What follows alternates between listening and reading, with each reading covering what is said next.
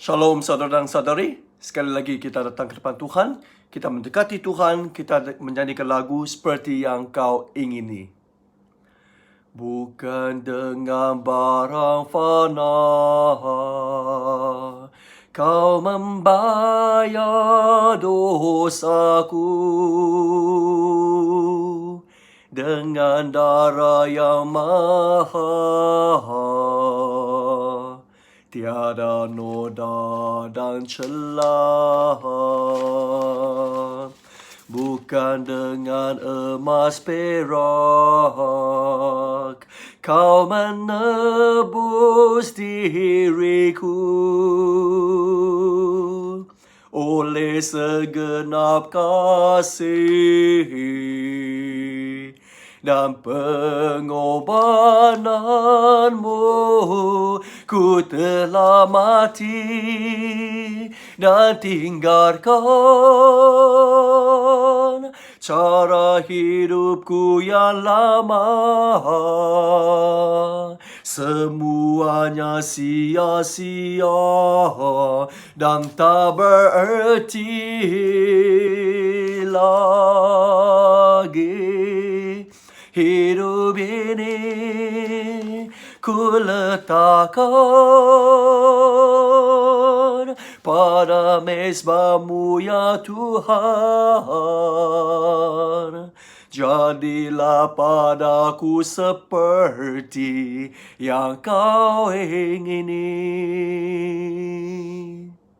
Mari kita merenungkan daripada Mazmur 37. Mazmur 37 ayat 1 hingga 7. Mazmur Daud. Jangan geram kerana orang jahat. Jangan cemburu akan mereka yang berbuat salah. Mereka segera lenyap seperti rumput dan layu seperti tumbuh-tumbuhan hijau. Percayalah kepada Tuhan dan buatlah perkara yang baik. Tinggallah di negeri ini dan kamu akan selamat. Carilah kebahagiaan yang datang daripada Tuhan dan Dia akan memuaskan keinginan hatimu. Serahkanlah hidupmu kepada Tuhan, berharaplah kepadanya dan Dia akan menolong engkau. Dia akan menyebabkan kebaikanmu bersinar seperti matahari pada waktu tengah hari. Nantikanlah Tuhan dengan hati yang tenang, tunggulah dengan sabar sampai Dia bertindak. Jangan geram kerana orang yang hidup makmur atau kerana orang yang melakukan tipu muslihat. Saudara dan saudari, ayat 1 dan 2 mengingatkan kita tentang keadaan yang dihadapi oleh orang jahat. Dia kata, jangan geram kerana orang jahat, jangan cemburu akan mereka yang berbuat salah. Mereka segera lenyap seperti rumput dan layu seperti tumbuh-tumbuhan hijau. Saudara dan saudari, di sini ingatkan kita bahawa jangan geram, jangan cemburu, jangan mengkagumi orang yang bersalah ataupun berjahat. Saudara dan saudari, orang jahat mungkin akan berkaya raya, mungkin akan berjaya, mungkin akan berkuasa, mungkin akan bertakhta, mungkin mempunyai keadaan yang mewah. Tetapi saudara dan saudari, semua itu jangan kita kagumi. Jangan kita teringin-ingin untuk ikut bersama. Kerana saudara dan saudari, kejayaan itu, kuasa yang didapat daripada cara yang tidak betul itu, kekayaan yang didapat daripada cara yang salah itu, tidak akan kekal lama saudara dan saudari. Itu sekelip mata. Itu sementara waktu sahaja saudara dan saudari. Dan sebenarnya saya pun terfikir daripada ayat ini. Orang yang mendapat kejayaan melalui cara yang salah atau melalui pintu belakang, saudara dan saudari, mereka ini sebenarnya tidak begitu seronok. Kita lihat mereka pada dasar, pada permukaan kita rasa, ayo, seronoknya mereka. Sekarang ada wang, sekarang ada kuasa, sekarang ada amoy, sekarang ada kereta, sekarang ada rumah besar, sekarang ada keseronokan. Sebenarnya saudara dan saudari, mereka tidak semesti seronok saudara dan saudari. Tetapi yang pastinya saudara dan saudari, mereka hidup penuh dengan ketakutan. Betulkah? Takut kepada siapa? Saya boleh senaraikan saudara dan saudari. Mungkin mereka takut kepada Tuhan. Kerana mereka tahu cara-cara mereka ini pasti akan dihakimi Tuhan saudara dan saudari. Dan mereka takut kepada polis. Takut kepada pihak berkuasa. Takut ditangkap. Takut dihadap ke mahkamah dan sebagainya saudara dan saudari. Dan mereka juga takut kepada perompak. Kerana duit mereka semakin banyak, hati mereka semakin tidak damai. Malam pun tidak dapat tidur. Kerana pagar rumah mereka semakin tajam, semakin tinggi. Kerana ini menunjukkan bahawa semakin kaya raya, semakin mereka bimbang dan takut. Malam-malam pun tidak dapat tidur, takut perompak mencerebuh dan merompak mereka. Saudara dan saudari, dan juga ramai di antara mereka takut rahsia mereka terbongkar. Kerana terlalu banyak kerja jahat yang mereka lakukan, terlalu banyak rahsia mereka. Jadi mereka takut suatu hari nanti rahsia mereka terbongkar, habislah, siaplah mereka. Nah, betulkah saudara dan saudari? Ada seronokkah mereka, saudara dan saudari? Sebenarnya mereka tidak ada seronok. Di sini ayat 2 kata, mereka segera lenyap seperti rumput dan layu seperti tumbuh-tumbuhan hijau. Saudara dan saudari, ini mengingatkan kita bahawa penghakiman Tuhan ke atas orang jahat itu pasti akan tiba tidak lama kemudian, saudara dan saudari. Kerana mereka seperti rumput dan juga tumbuh-tumbuhan.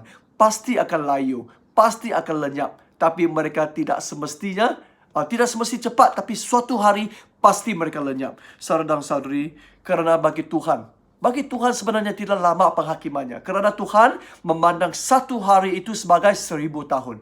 Tuhan melihat 1000 tahun itu sebagai satu hari. Bagi Tuhan sebenarnya satu hari saja dia boleh menjatuhkan hukuman itu. Tapi bagi manusia mungkin kita menanti-nantikan sehingga 1000 tahun. Tapi bagi Tuhan itu hanya satu hari untuk dia. Bagi dia masih cepat, masih pantas, masih segeranya penghakiman Tuhan. Saudara dan saudari, jadi hari ini mengingatkan kita, jangan kita teringin-ingin untuk mengikuti jejak orang jahat. Jangan kita teringin-ingin untuk mengaut keuntungan, untuk memperoleh kuasa, untuk mendapat kebaikan melalui cara yang tidak betul seperti orang jahat. Saudara dan saudari, saya ada seorang kawan.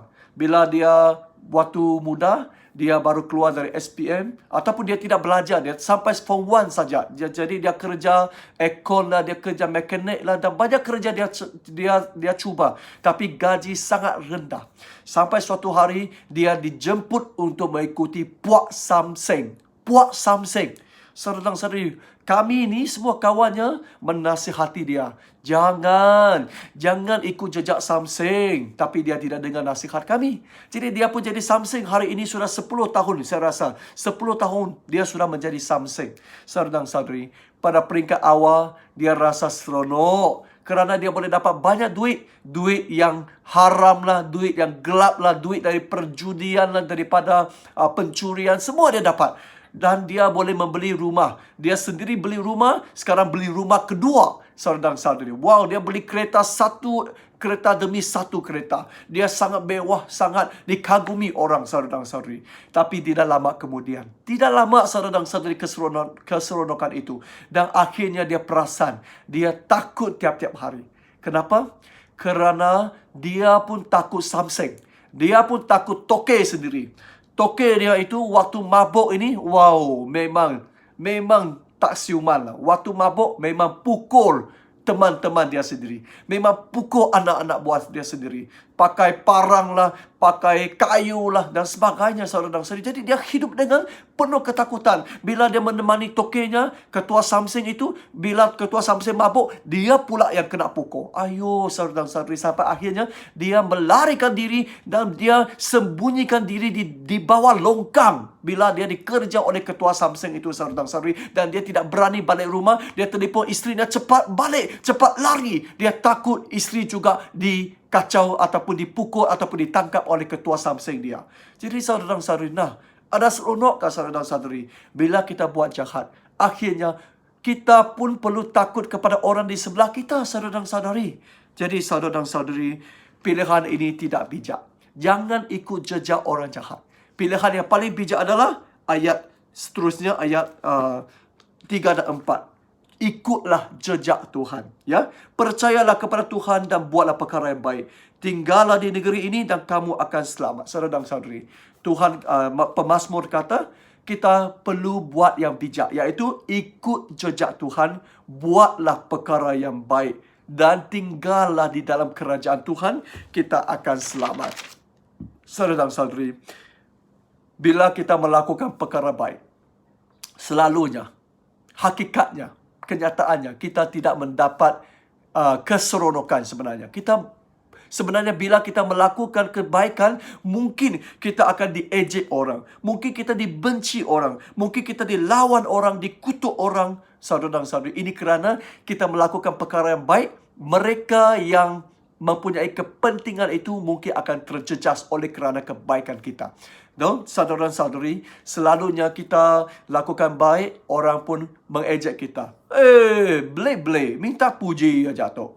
Orang mengejek kita seolah-olah apa yang kita lakukan untuk bertujuan mendapat pujian saja, saudara dan saudari. Nah, kita mungkin rasa tidak seronok. Tapi saudara dan saudari, ayat 4 mengingatkan kita, jangan kita mengharap-harapkan pujian daripada orang. Kita selalu rasa lakukan perkara baik, langsung tidak mendapat pujian, tetapi macam terpijak tahi. Betulkah? Semua malapetaka, semua ejekan, semua kutukan dituju ke atas kita. Tapi saudara dan saudari, jangan kita harap-harapkan pujian dan ganjaran orang. Sebaliknya ayat 4, carilah kebahagiaan yang datang daripada Tuhan, dan Dia akan memuaskan keinginan hatimu. Saudara dan saudari, kita yang patut kita kerjakan adalah kebahagiaan, pujian, ganjaran yang datang daripada Tuhan, yang mantap, yang berkekalan. Amin. Saudara dan saudari, kita boleh mendapat kebahagiaan, kesukacitaan, kepuasan yang diberikan di dalam Tuhan. Saudara dan saudari, selama ini sebagai seorang pastor, saya pun selalu menegur.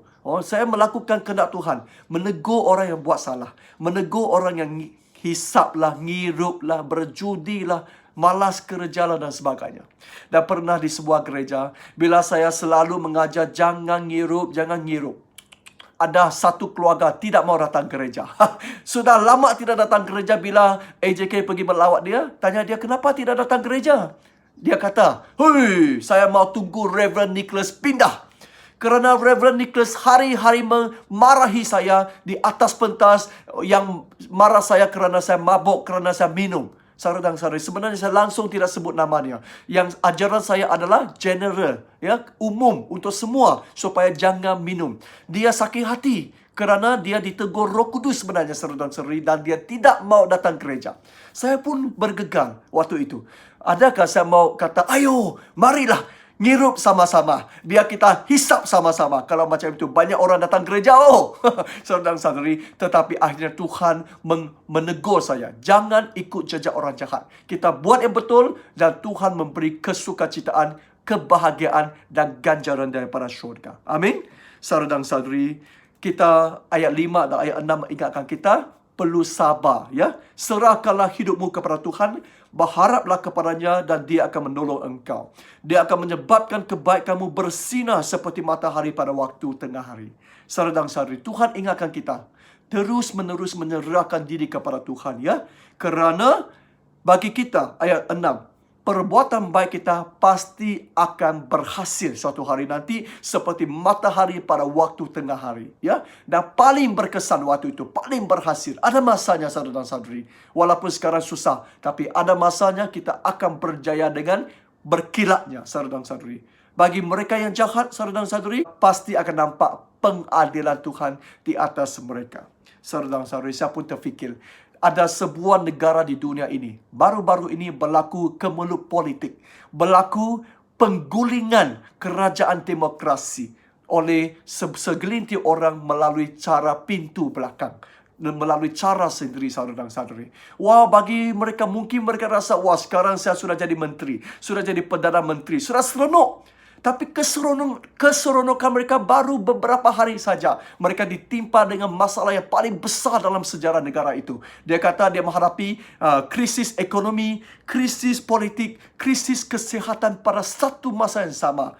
Wow, saya rasa dia mungkin, rambut mereka mungkin putih, kesihatan mereka mungkin terjejas kerana semua masalah ini. Nah, keseronokan belum dapat dirasai, perlu juga mereka menghadapi kesengsaraan yang begitu besar. Inilah penghakiman Tuhan yang cepat. Dalam kes ini sangat cepat. Tapi dalam kes yang lain mungkin sangat lambat. Tetapi suatu hari pengadilan Tuhan tetap akan terjadi. Amin. Saudara dan saudari, biarlah kita jangan ikut jejak orang jahat. Ikutlah jejak Tuhan dan serahlah diri kepada Tuhan. Nantilah dengan sabar. Terima kasih kerana mendengarkan firman Tuhan. Tuhan memberkati.